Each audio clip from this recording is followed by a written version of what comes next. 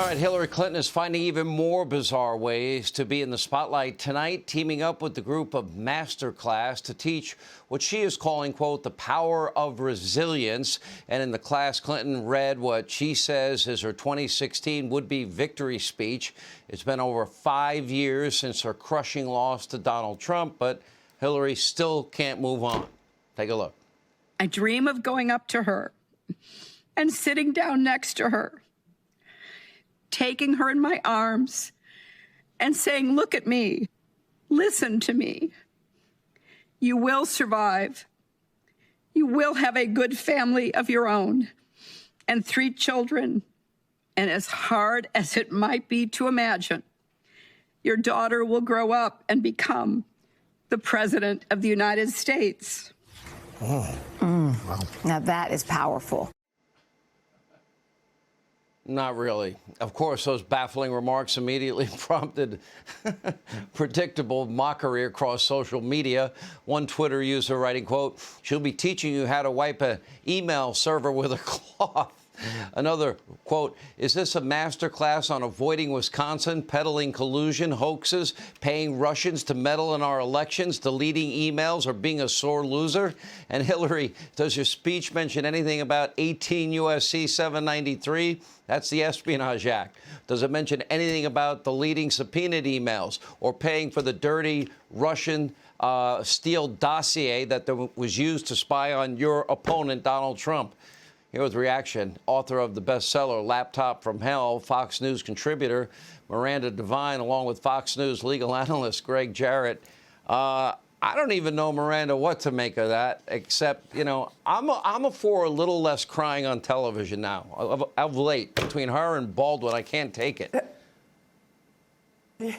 Look, I mean, it's quite hilarious. And what's most hilarious is that she's billed this as some sort of masterclass, I think, that people are supposed to pay for.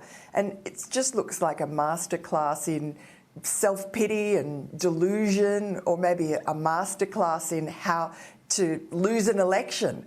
That speech is just shocking. And, you know, you have to note that she's, you know, very emotional about this loss from 5 years ago. But she wasn't as emotional. She was quite callous, actually, when she was testifying about Benghazi. So I just look at those tears and they leave me cold. I normally feel a little sorry for people who are overcome by emotion, but not in this case, because it's so self-engrossed.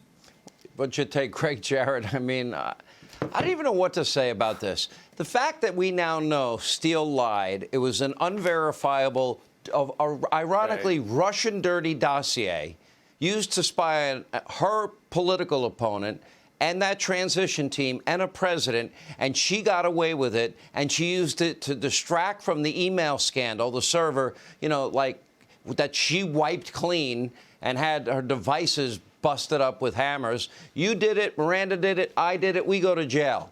She does it, nothing.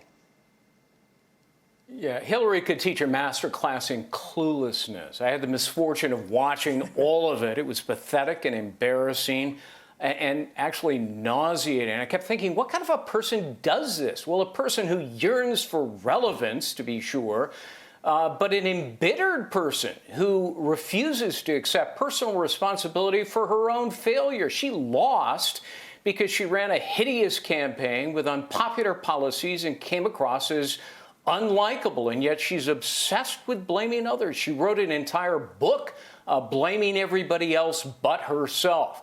You know, people like this, Sean, you know, can't stand defeat. They can't stand criticism. She seems like a classic case of narcissistic personality disorder, this overwrought sense of entitlement, an exaggerated sense of self-importance, and no sense of self-awareness. But on top of it, as you point out, scandal and malfeasance follows her everywhere she goes. Miranda's right. She didn't give a damn about the murdered Americans in Benghazi. She said, what difference does it make? She invented and financed and disseminated the Russia hoax and lied about it. She insisted she did nothing wrong in her email scandal and lied about that, and her so-called charity. Well, that's a quid pro quo personal enrichment scheme.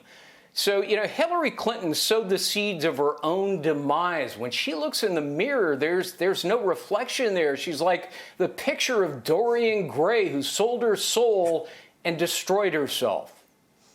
Pretty amazing stuff. Anyway, Gregg, Jarrett, and Miranda Devine, thank you both.